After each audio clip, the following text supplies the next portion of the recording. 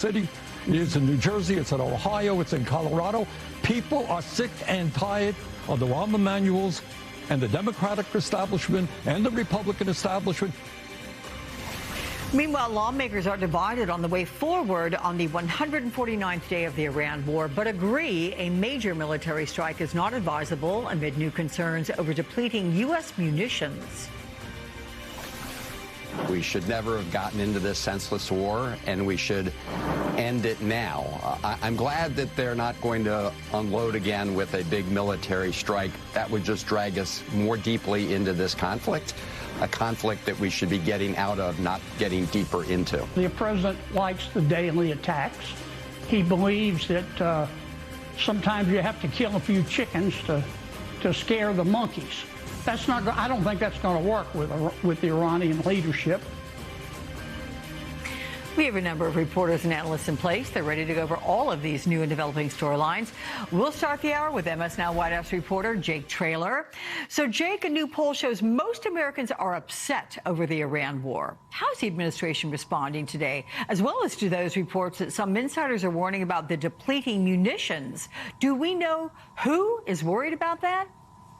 Yeah, Alex, well, the White House is saying that, look, for Americans that are feeling this pain, they're acknowledging, yes, it's difficult, but they're also attempting to contrast that by saying that historians are going to remember the president's decision-making here well, because they're sticking by their guns, literally, by saying that Iran cannot have a nuclear weapon here. But whenever we tick through some of this polling that I want to do briefly, if we just look at the conflict in Iran, how Americans feel about it right now, 37% say that they feel well about it, while 63% are saying that they feel badly about it. As we continue to tick through some of this polling, we will see just how drastic some of these numbers are for President Trump and the White House right now, how much Americans dissent and do not want this war to continue on. And it's worth noting, too, that it matters that in month 4 and month 5, these numbers are still very bad, because the question all along has been, how long can Americans put up with a war? How long are they going to deal with gas prices this high, grocery prices this high? That final one, too, is notable. Conflict with Iran.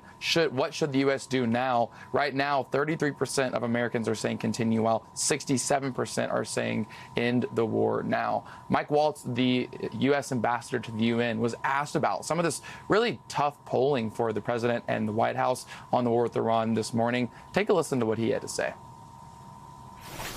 The president has been consistently clear on what our goals are. I think your poll showed that the American people support those goals. Yes, it's been difficult, but I, for one, am quite thankful that he is taking the difficult right to do the thing that I think historians will look back on and say was the absolute right thing to do to prevent Iran from ever having a nuclear weapon. And sometimes that's going to be harder than, harder than initially planned for.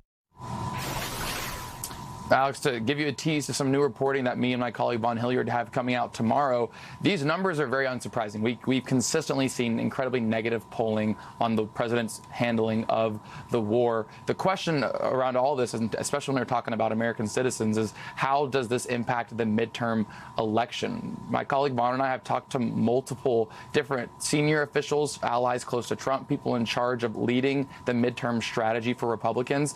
They're advising candidates, whether they're incumbents or challengers, Republican candidates, to essentially not talk about the war the same way President Trump is. They're encouraged to actually put some distance and space between the way Trump talks about the war and the way they do, because they're aware they don't have a winning strategy when it comes to the midterms. Obviously, we're just 100 days out here. Every bit of messaging on this matters, and the Republicans around Trump know that, and that's why they're encouraging others to distance themselves from his language in this moment.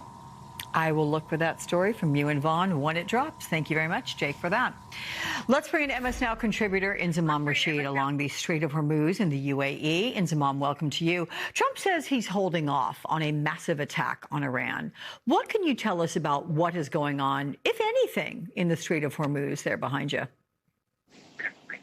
Well, look, there's no clear understanding as to why there has been a pause in fighting after 13 days, 13 consecutive nights of U.S. attacks inside of Iran, near to the coastal lines and Iranian military sites. And there's no clear understanding as to why President Trump, after saying he would carry out this massive attack, seems like he isn't going to do so. There are some things